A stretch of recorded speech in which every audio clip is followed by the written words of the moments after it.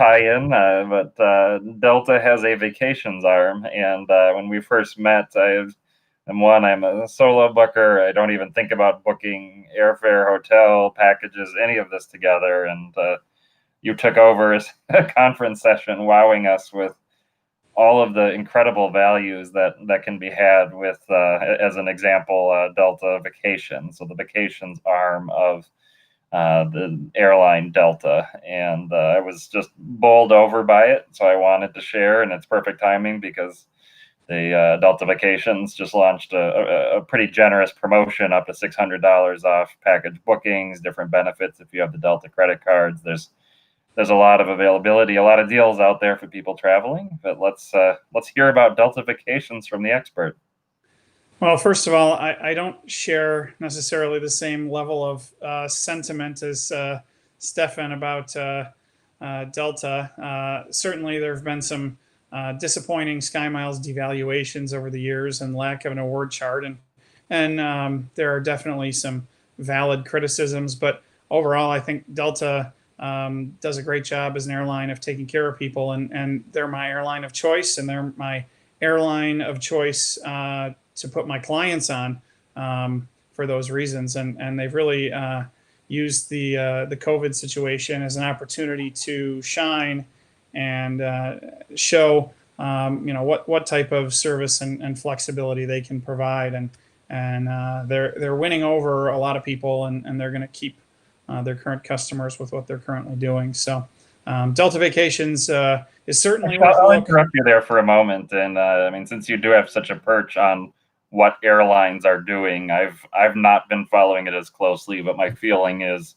I have the most faith in having a travel experience that I would like to have right now in terms of safety and all of that on Delta and perhaps JetBlue. But give us the sweep of U.S. airlines, and then to what degree you're familiar with what the international airlines are doing. Well, talking U.S. airlines primarily. I mean, right now we're that's the only thing that most people here are going to be doing is traveling domestically, by and large. And Delta's great because they're blocking middle seats in economy. They're blocking 50% of seats in first. Really, the only cabin that Delta is filling to 100% is Delta One Suites, where you've got a wall and a door separating you from the aisle and the next person. So, I would say I certainly feel the most safe flying Delta, and other airlines are not doing that. American, for example, they said, well, we're going to pack our planes to 100. Yet, my guess is they're running a lot of flights just to keep planes running and pilots active that don't have any passengers. Delta's keeping planes running. They're keeping employees employed, and they're keeping the hours up, and they're able to provide a better service to their customers, charge a premium price in some cases, and win people over long term with what they're doing. And they're serious about the mask policy. Those seats being pre-blocked is huge. They're not the only airline doing that, but it's something that made me comfortable. I did my first flight week and a half ago, and flew again midweek last week, and got to check out the new terminal in Salt Lake. So I've done a total of 5 flights on Delta this month and cleared first class on all of them. Had a pair of seats to myself, pair of seats for my companion, and so it's great. Oh, fantastic! So it does sound like it's an experience that you'll be willing to repeat in the coming months, and it does sound like the hype to some degree has been true. Delta banning people for not complying with policies, adding hand sanitizer stations in planes. It seems like they're really being aggressive in figuring out what works. It sounds a bit like, I feel like in the retail area, Costco has been one that has consistently figured things out quickly, fast, been very strong in solutions to 2020. Yeah, I felt comfortable and I felt safe with what they were doing. We actually were chatting with a flight attendant on one of the flights, and and they said, they really only have to say something to a passenger 3 times about wearing a mask or keeping it above their nose, wearing it properly. And the fourth time, they just hand them a card that says, "You're no longer welcome to fly Delta again." And that's not just during COVID. That's for life. And I mean, we heard from a flight attendant about somebody who had platinum status and hundreds of thousands of miles, and Delta just took it. So they're not playing games, and they've got people reminding you in the Sky Club if you take just a few seconds too many between sips of your beverage in the Sky Club, they'll come and remind you that you need to have your mask up when you're not eating or drinking. So they've got the prepackaged food in there, which is nice. We just had somebody comment, Eric is dead on. Flew American Airlines first class outbound, Delta Comfort Plus return, and Delta by far was a better experience. I think just in general, the people on Delta are trying to provide that experience, and they're really customer focused on doing that. And I think the people you deal with in reservations at Delta are really trying to bring that mentality 360, to use a Delta pun, for their highest level of status. But okay, you threw out that highest level of status. How does somebody get it, and what have they been doing in 2020? I mean, it's all unpublished and rumor mill, but what are they doing for 2020? I don't know what they're doing for 360. Unfortunately, I don't have the luck of having that kind of status. But I mean, they're rolling over all the MQMs, so I don't have to. As of this point, I don't have to fly at all next year, and I could have platinum status, which is great. So unfortunately, you're still going to have the ticket spend or the credit card spend, because they're not rolling over your medallion qualifying dollars or your waivers on that. But they were the first airline to go through and carry people's status forward, and they've constantly updated further and further extensions on certificates. I mean, they just came through this week, and they just extended everybody's guest passes for the Sky Club and their beverage vouchers, and we got further extensions on companion certificates. I mean, all sorts of things. So and they're going all the way into next year at least for the social distancing. So there's a lot of positive things to say about Delta, and the user who just commented, they're right. Yeah, I noticed. I mean, they announced that certs being extended, and I logged into my account. Everything was extended. I have to incidentally say that I feel I crossed the 2 million miler threshold a few weeks ago because of a credit card bonus. I didn't. I wanted to almost prevent the bonus so I could have it on flight. Yeah. That's a bummer, but at the same time, that's awesome. Yeah. They and this goes back, I forget how many months. They put a pause on awarding the gift selection, so that I'll have to wait for that. So maybe there'll be delayed recognition on a flight someday. Well, I just I can tell you that I dealt with a flight for my cousin the other day that he was trying to fly an American that was booked through a bank points portal. I guess I'll name the Bank of America. And American would not take over the ticket without charging the $50 per ticket fee. Even for my cousin who's an elite. So I was on the phone just back and forth. They wouldn't access the reservation because they couldn't verify the credit card. And finally, it was like, I dealt with this guy who I must have told him 8 times, okay, we're going to have a lap infant here, and just completely forgot about it. And meanwhile, he was working from home and had roosters in his house. So all I heard was cock-a-doodle-doo the entire phone call, getting this resolved. And it would have been easy with American, except they refused to waive that $50 per person fee to take over a travel agency ticket. So, I mean, Delta has done that for me on numerous occasions, for family and friends and whatever, and not charged a fee. So, that's just another example of things that Delta does, even if their rules don't provide for that exception. Their people on the phone will Mhm. do it. If you ask nicely and you get the right person, Mhm. they'll make changes on a basic economy ticket. They'll do all sorts of things, and I'm talking even outside of COVID. So going forward, I think they're only going to be better about that stuff. But we're here to talk about vacation We packages, are, right? absolutely. Got to get to So, it. So I ignored so, vacations until I met you. Tell everybody what I learned and what they need to learn. the basic idea, and this goes for whether you're talking about Delta or another airline or some sort of travel site that's offering them, is they're offering you a deal on hotel and air, or air and car, hotel, air, car, some sort of multiple entity package where you're getting a discount on one or more of those individual pieces, and they're quoting you an overall package price. So they're not necessarily, in fact, they're not telling you here's the breakdown. They're just saying this is what you get.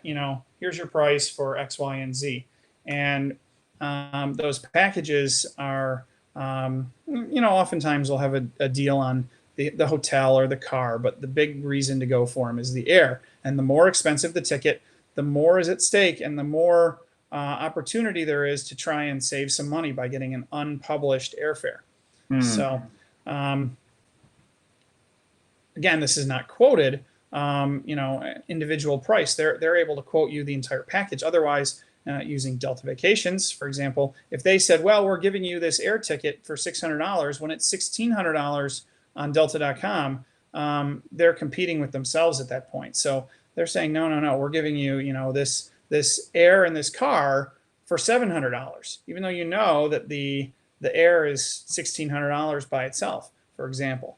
So, you can leverage these to get amazing deals. And the discounts on air are limited on domestic.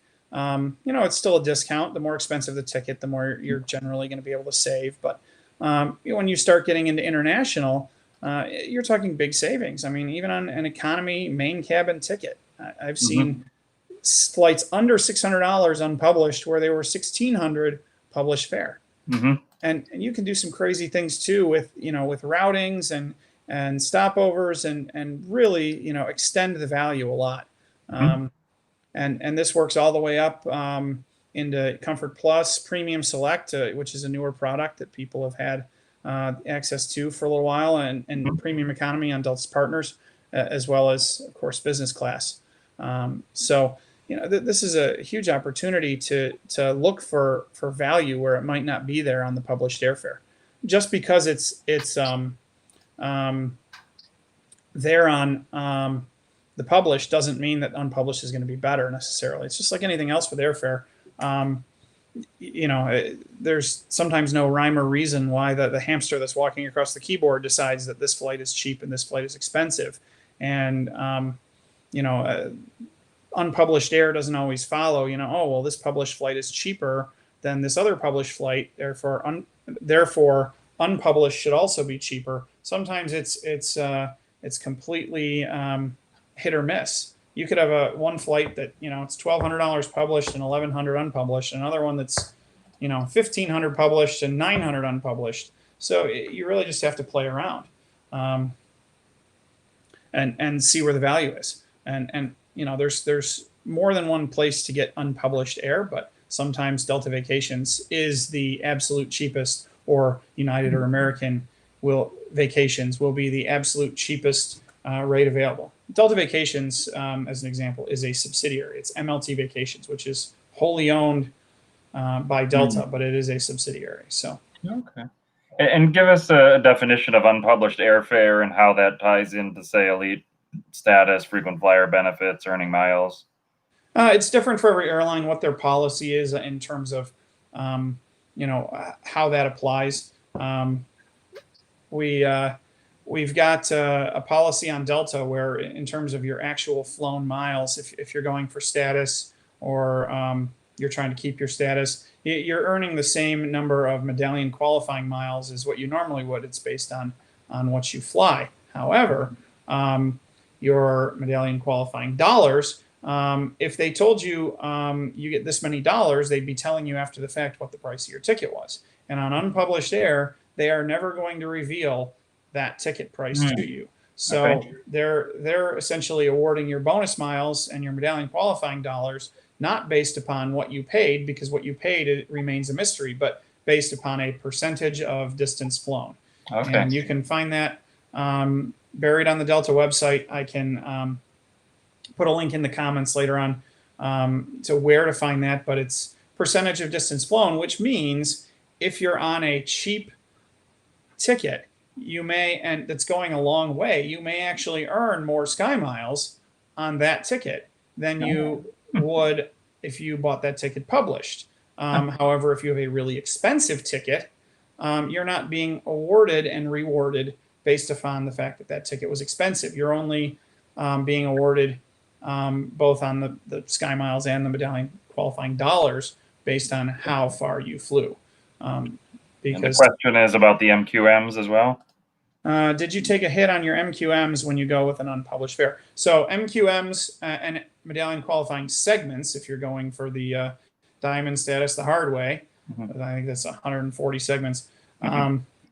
Those are awarded as is. So you're still going to earn the exact number on those. Those are distance flown. They don't have to reveal a price to award you your miles and your segments. But the reason that they're awarding the unpublished air totally based upon a derivative of distance is because price remains a mystery. But we'll talk about that because price doesn't have to be a total mystery. There's plenty of ways to figure out what you're actually paying and how to target getting the best deal for you on that. Excellent. Let's roll on. So there's value to be had. So it's important to mention that not every booking on Delta Vacations or any of these other entities, for that matter, will be qualifying for unpublished air. You can actually book published air through Delta Vacations, and there are certain instances where you have to. For example, if you have a credit with Delta, you have a credit for an unused ticket, you canceled a flight during COVID, and later on you're booking a Delta Vacations itinerary, they're not going to allow you to use that credit towards unpublished air. They're going to require you to go published air on that. And there are cases, like I said before, where published air actually is the only thing available. Maybe unpublished isn't available, or published is for some odd reason cheaper. It's not always going to be unpublished. And then the other case, which is most common, is if you're looking and you're like, well, I don't see a savings here, it's probably because you're not having enough nights. So domestically, for example, minimum, and there are exceptions, but 2 nights of hotel or 5 nights of car are required to get the unpublished air on a domestic ticket. Europe, which I deal with a ton, and that's where I save most customers most money, is on Europe bookings on this. It's 3 nights of hotel or 5 nights of car. So, and that could be on a multi-city itinerary as well. I mean, you could have tons of segments, trip segments and actual flight segments,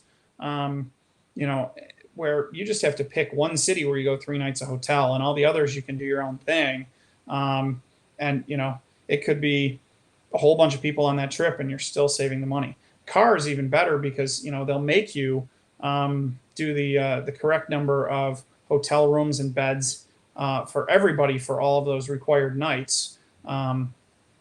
But for the car, sometimes the website will allow you to book a 2-passenger car for 8 people. And so, you can have a $60 car rental, which you may or may not pick up. And if you don't pick it up, you don't pay the taxes. And you're going to get that unpublished air rate. And that could be a large trip. So there's certainly the ability there to, you don't have to book everything through them. In some cities, there's great hotel availability, and these are negotiated rates. So the prices for hotels are going to be different than, what the hotel is maybe offering as the going rate. Sometimes the room availability is different. Some are bookable online. Some require you to call and check for availability, and they have a department that checks with the hotel and says, hey, can we get XYZ room inventory for XYZ date? And, like I said, sometimes their prices are good. Sometimes their prices are not for those things. But in a certain case, yeah, you might pay a little more per night going with a Delta Vacations hotel rate than your senior rate or your AAA rate that you can get through the hotel. But if you're paying a little more per night for the hotel to save hundreds of dollars per person on your air, then that's probably worth it. But you can cut down the number of nights you use on the hotel or the car. The other thing to look at on the cars is it calculates based upon the landing time and departure time as the pickup and drop off. But sometimes those are putting you into an extra day of car, for example,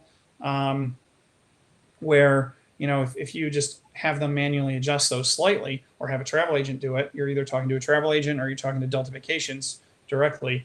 You can get that adjusted so you're maybe not paying for that extra day because you went an hour over, or if you're looking to pick up the car in LA and drop off in San Francisco, but you want to drop off downtown for your 2 days in San Francisco, so you don't have to pay for a place to park your car. You can have them manually adjust the drop-off point for the car. You can adjust the parameters such that you're qualifying for things correctly, but not overpaying for what you don't need. And that's key. That applies to all these programs. The things we're talking about are general things that aren't just necessarily Delta Vacations, and some are more specific. Expand on that about you said about dropping the nights down or the days down a bit. So yeah, I mean, if you go online and you're pricing out something, generally they're going to price out a hotel or a car for the entire time that you're there. But that may not be what you need. It may not be what you want to pay for. Maybe you've got some free night certificates with one of your credit cards. You've got some points you're using. You really want to stay at the St. Regis Rome, for example, and you've got points to cover it, but you don't want to pay the $1,500 a night or euros or whatever that they're otherwise charging. You can use the Delta Vacations for the portions of your trip where it makes sense, and use some other form of booking or currency to cover the rest. It doesn't all have to be with Delta Vacations, but that's where you need a travel agent or a rep on the phone to do what the website won't, because it's very limited. We did have a question here. Somebody says, I flew Premium Select on an A350 with a throwaway hotel via LAX to Shanghai for less than $700 with Delta Vacations. Doesn't need to be two travelers as well. As Eric mentions, try different variables. Yeah, so certainly for one person, it's great. But if you can leverage some of the things that the hotels and the cars that qualify you for unpublished air, sometimes the overall cost per person reduces when you add more to the booking. And I should note that it's not necessarily required that every single person has the same air itinerary. So everybody could be going to Europe and somebody stays in Italy for a month longer for study abroad, for example, and you've got two air PNRs within the hotel or the Delta Vacations hotel air PNR. So as long as the hotel or car requirements are met, that separate PNR with a different return or different departure date or whatever still qualifies for the unpublished air. So if you have two people, let's say Stefan, you and I both happen to want to go on a trip and take flights at different times, we could leverage that unpublished air to share the same car to allow us both to get unpublished air on different air itineraries within the same overall PNR. Wow. For those that are a little more on the beginner side, explain the distinction of PNR, what it is, how it works, and how this is mind-blowing. Yeah, well, PNR is a passenger name record, and it's what carries all the information about who's traveling and what your date of birth is and where you're going and what your contact info is and what your method of payment is and all that good stuff about your trip. So for a Delta Vacations booking, for example, you'll have a Delta Vacations itinerary number, and then you'll have the overall PNR that applies to that. And then you'll have a different PNR 6-character record locator for the flight portion. And then within that, if you're going to Europe and you're connecting in Amsterdam to some other connection point, you'll have a KLM PNR that might be different from the Delta PNR, which are both different from the overall Delta Vacations PNR. So if you and I are on the same Delta Vacations reservation, we're sharing a car for 5 days in Germany, but our air is different, we would have the overall Delta Vacations PNR, and then you and I would each have separate air PNRs within that that fall under it, which would qualify together based on that car for getting the unpublished air. So you wouldn't have to book a separate car, and I wouldn't have to book a separate car. If we're sharing a car, we can still, use that one car to qualify for the unpublished. Or never even touching the car, right? Yeah, we could forget to pick it up.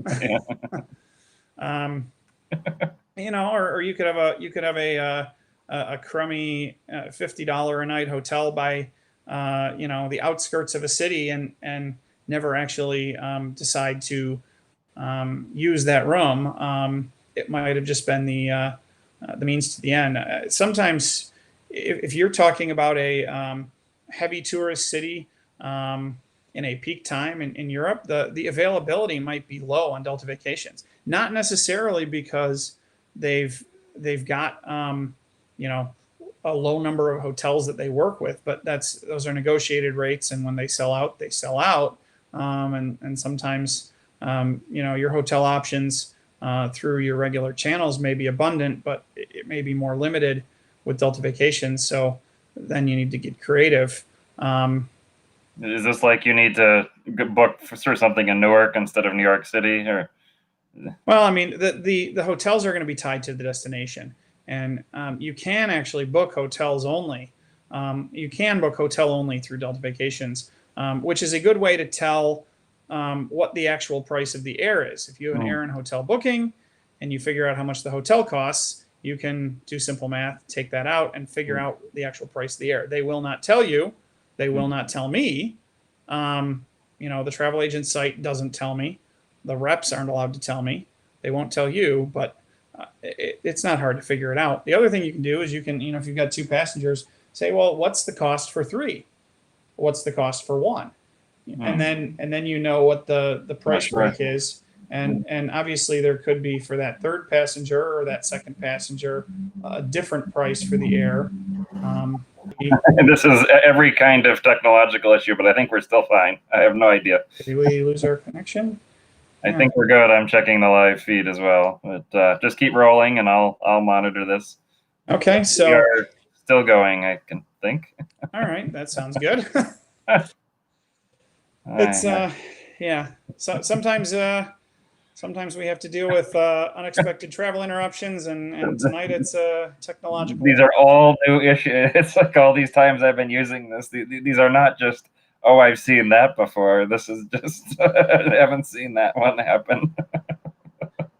All right. So we've got, I did have a question. When I was reading about this current Delta Vacations promotion, maybe I didn't study it in enough detail. It seemed like, and I wasn't sure if it was just related to the current dollar off discount, or if it's a continuing feature that sometimes a more expensive hotel can trigger a cheaper overall price than some of the cheap. I mean, is there little differences about the hotels, or was that just pushing it to the next tier for that specific promotion cash discount?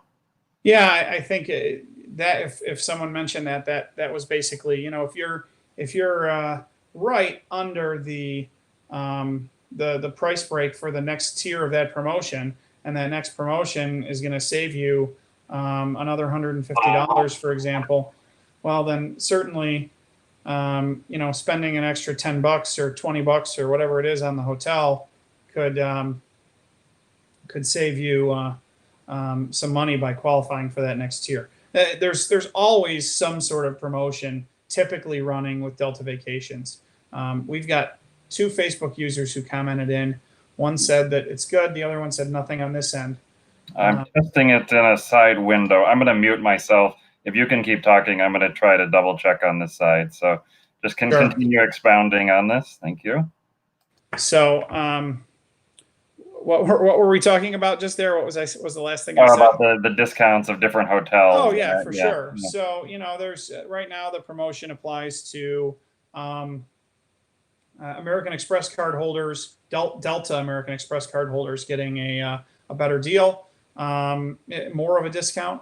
But there's also a promotion going on for medallion members. There's a promotion going on for Sky Bonus. There's always a whole bunch of different things out there, and that's why it's just one of the reasons working with a travel agent would be great, because if we're engaged in doing a lot of these bookings, we can point you in the right direction on these promotions. Certainly you can always call Delta Vacations, but they're not always going to recommend the things that a travel agent might know would find a way to save you more money. They'll recommend what they know, but they don't necessarily know everything that we know.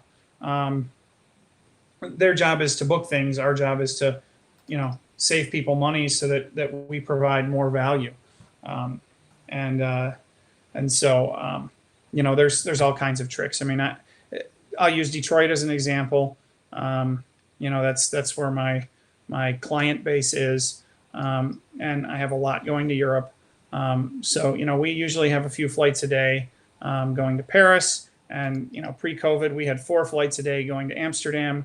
We were the first European A350 route on Delta going to Amsterdam. And by this time, had COVID not happened, we were going to have 2 or 3 of those 4 routes running A350s.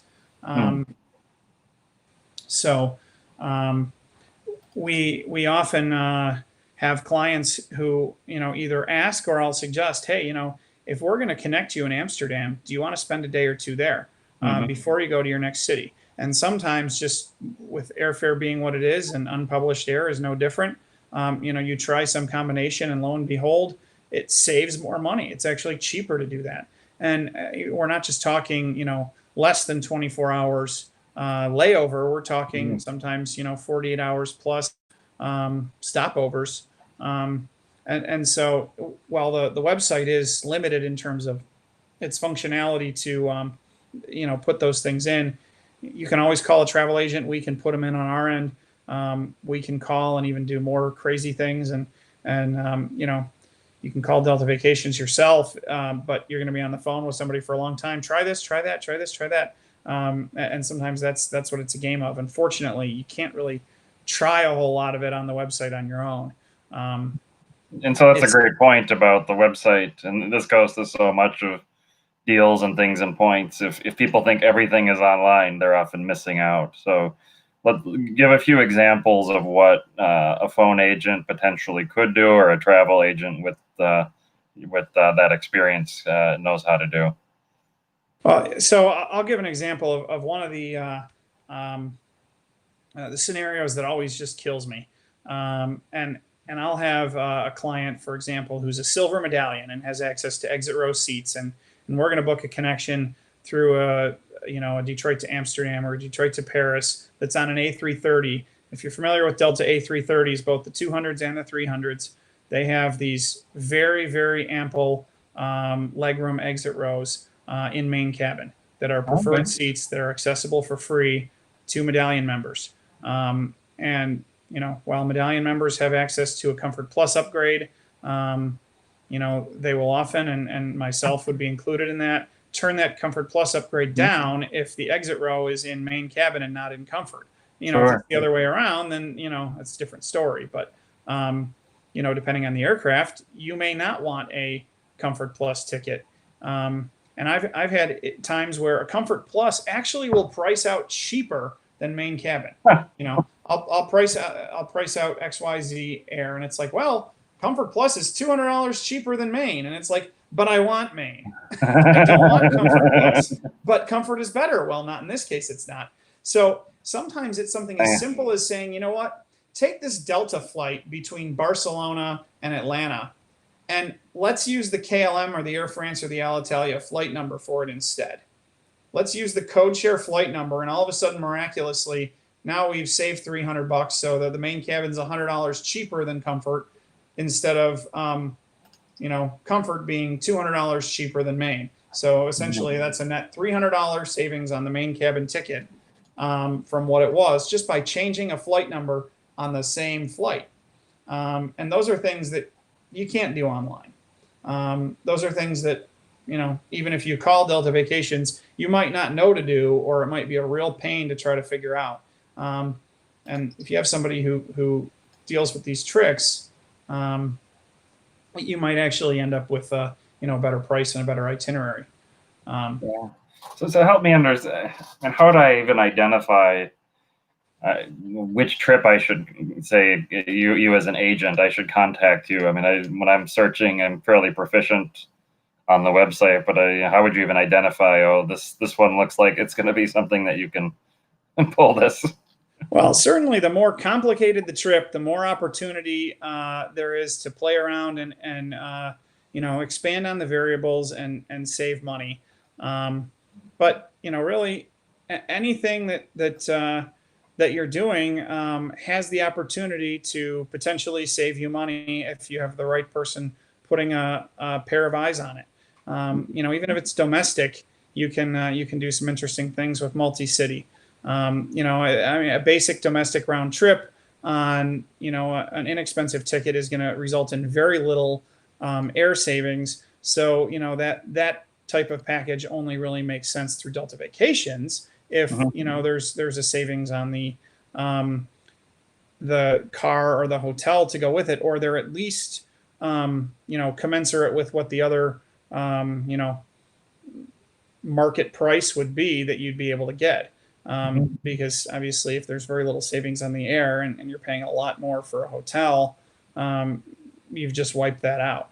But on international, where these tickets start getting really expensive and there's a lot more variables at play, certainly, that's somewhere where, I mean, most of the time, if I book something through Europe or to Europe through Delta Vacations, I can find savings. It may not always be readily apparent.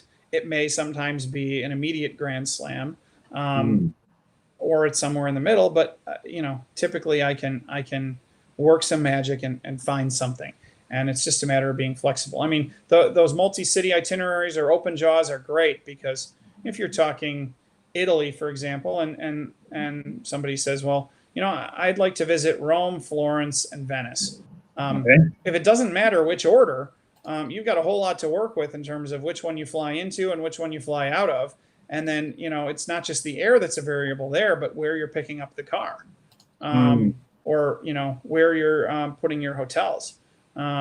So, I mean, certainly you could find a Delta Vacations package where, it's a grand slam, putting the entire thing, hotel and air for the entire, week or whatever it is, 2 weeks in Delta Vacations. And other times you piecemeal it. And that's another thing, Delta Vacations, if you call them, they only know what they have. They haven't checked to see, well, in this case, Delta Vacations is a better deal for the hotel, but in this other city, we've got a senior rate for you, or a AAA rate, or, perhaps this would be a good time to use that Marriott certificate that you told me about that's going to expire from your credit card. And if you got a good travel agent, they should be able to integrate all of those loyalty programs and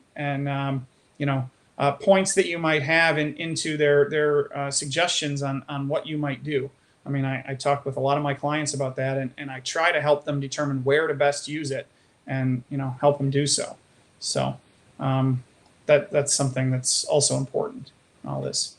You talk about being a travel agent in 2020.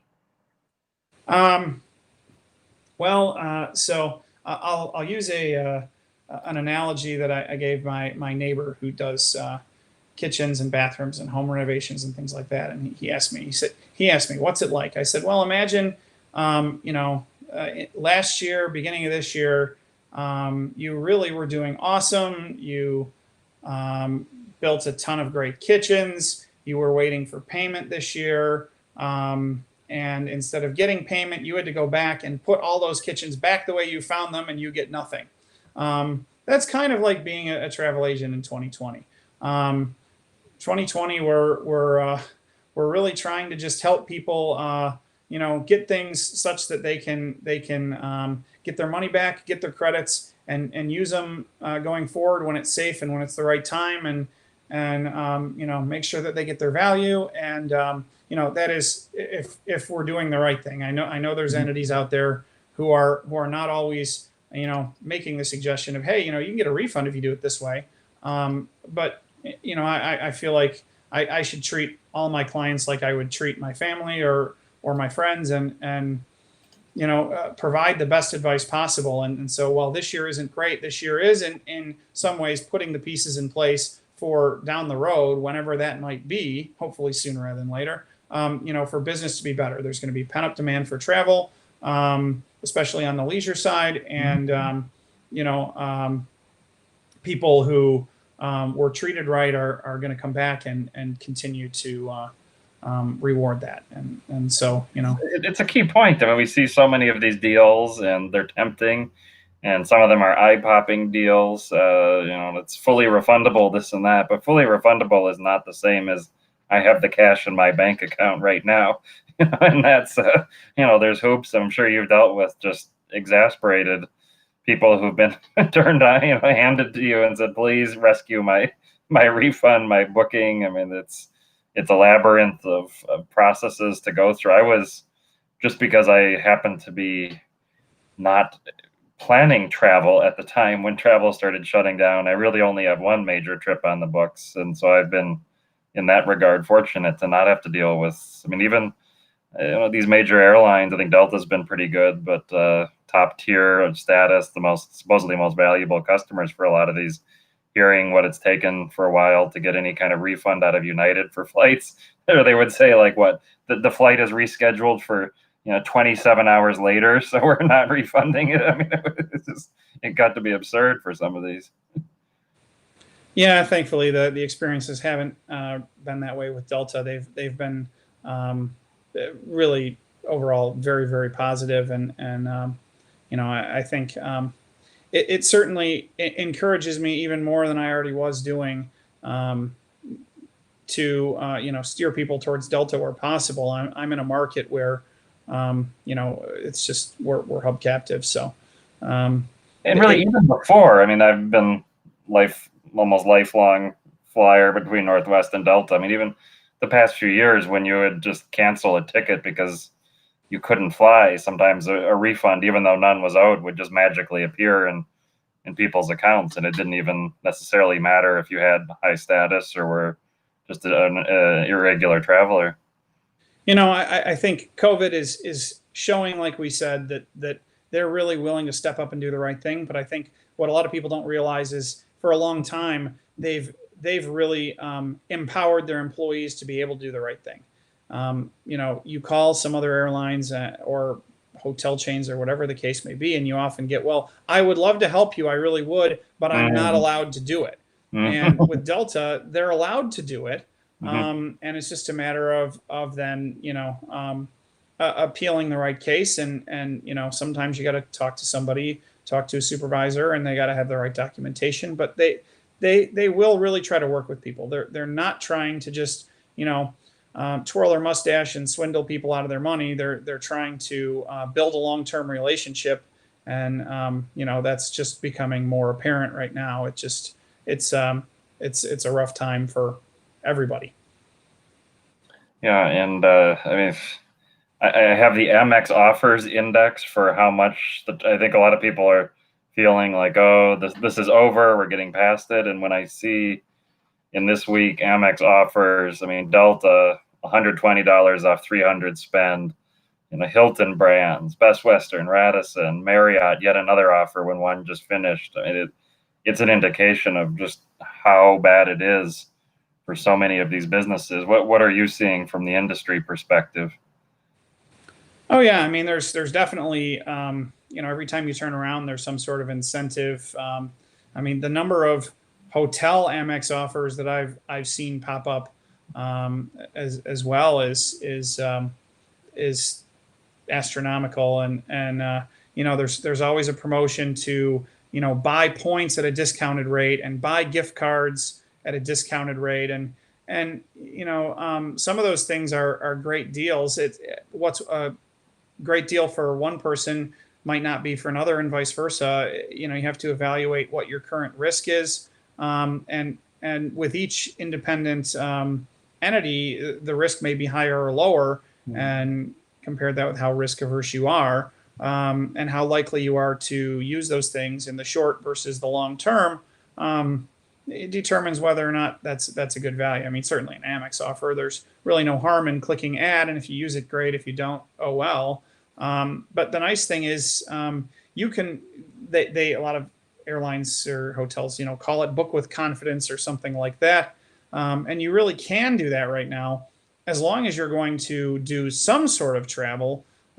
You can book things now that will give you, in some cases, pretty long-term flexibility of using it later on.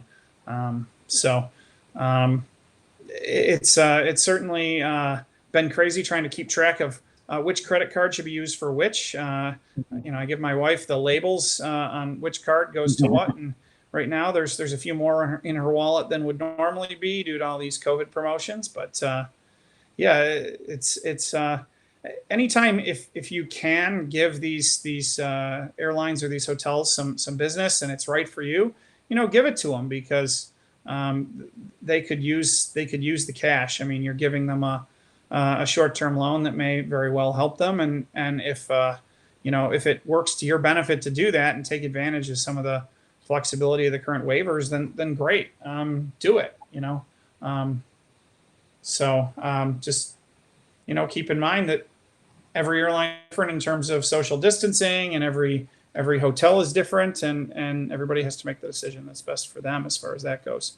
But again, a travel agent can help navigate those things. People who are in the industry can provide insight into which airline's blocking seats, and what these businesses are doing to keep people safe. Excellent. I'm curious. I shared your site with Noble Travel to those people interested in saving tons of money. It sounds like an agent may be the way to go. And I know it's not your specific area, but I'm curious about the pilgrimage travel and how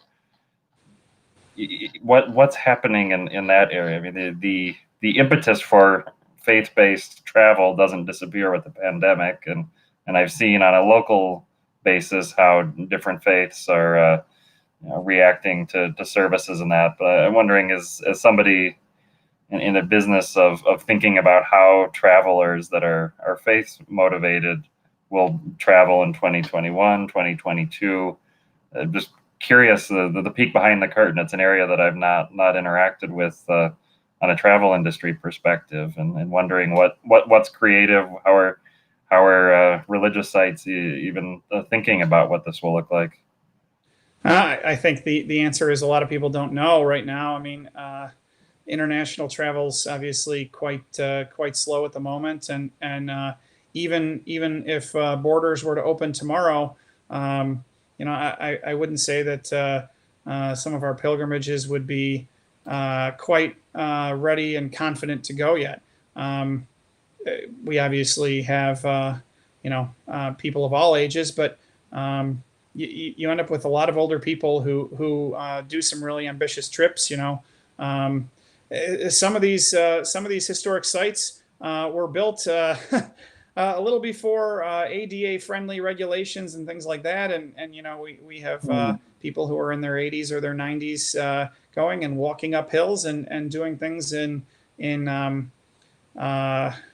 temperatures that aren't always conducive to that either, and so those are the people who are also most at risk.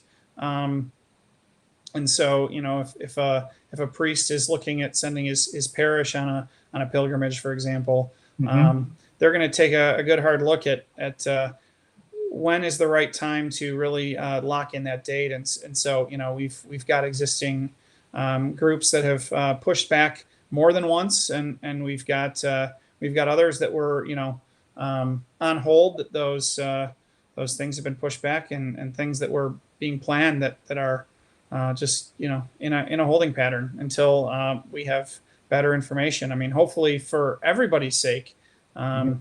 the news is good over the next year. I don't think many people would be anything but hoping that things return to normal quickly. And of the various holy sites that you've visited yourself, I'm curious for the believers and the non-believers we'll call it broadly spiritual. What are some of the highlights of the world that we're aware of very, very famous places, but I see, for instance, tours of English manors, English martyrs, different locations, and that. I mean, things that I wouldn't have thought of initially. So, what are some really special highlights to seek out that are broadly spiritual, historically interesting, just gorgeous scenery that the spirituality boosts it even more? Well, I'm gonna reference a trip that I did about 2 years ago with one of our local parishes. I had the opportunity to go to Poland for about 2 weeks, and that was just an amazing experience, both for the believer and the non-believer. Poland is just an amazing country, and of course, there was a lot of history there with communism in Europe, and Pope John Paul II was, of course, Hmm. from Poland, and the first Polish Pope, and the country went through a lot between World War II and then communism following. And so, one of the things that I saw in that country was a very strong faith, even among young people. You'd see young kids, teenagers, and earlier going to church just in the middle of their day to stop in for a few minutes and pray, and that's not something you see a whole lot around here. Um, and there's just given the history of what they've experienced, there's a strong faith in that country, but there's a lot of really significant historical sites, both religious and otherwise there, and some of which are quite moving. Chest Jehovah being a great example, with the Black Madonna, and our trip, we started all the way up in Gdańsk, and worked our way down to Krakow, and um, it was a really cool trip. You go down to those salt mines outside of Krakow, and you see these chapels that these guys carved Hmm. um, out of the salt. Have you been there, Stefan? So I went there, and it was so commercialized, and there were so many expensive ticket packages that I looked around and I went back out the door. I confess, it was just it was a similar reaction that I mean, even more strongly, of these people with these paid parking lots at Auschwitz-Birkenau, that I felt like there's places for commercialization and not. And the salt mines with their UNESCO site, that's what drew me. I wasn't aware of the churches so much, but I just felt like it was such a carnival space that I took a pass. But I guess I should have gone down there.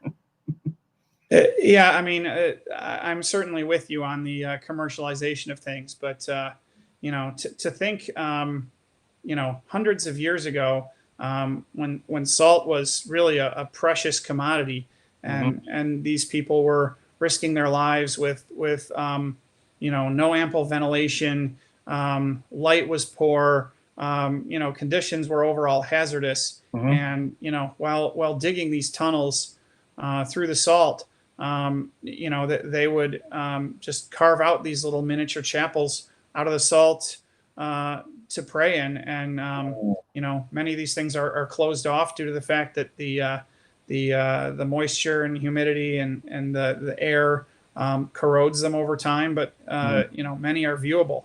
Um, Oh, and there's a big church. It's something like 300 feet below ground.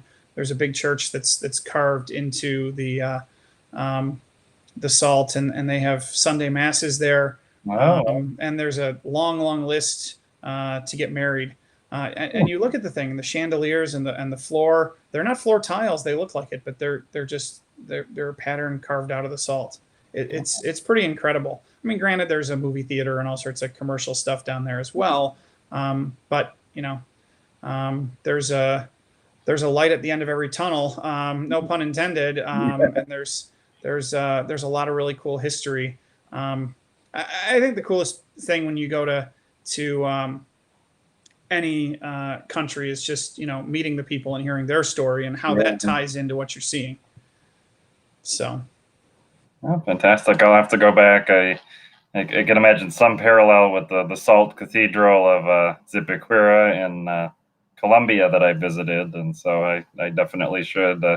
Heck, I've got a last name ending ski, and I've only been to Poland once, and not nearly long enough. So there's much more I want to see. And anytime somebody says, "Have I been there?" and my answer is, I skipped it, I always end up regretting it. So thank you for sharing that, as well as your tremendous expertise on these vacation packages. And thank you for joining us this evening, Eric. You're welcome. Thanks for having me. I aspire to be like Stefan and have visited every country. I am still working on every passport stamp. Well, it's a fun chase, and once you're done, people start going for another round, it seems.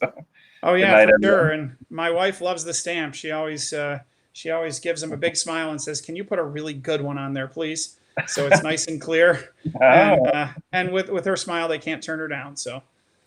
wonderful sentiment.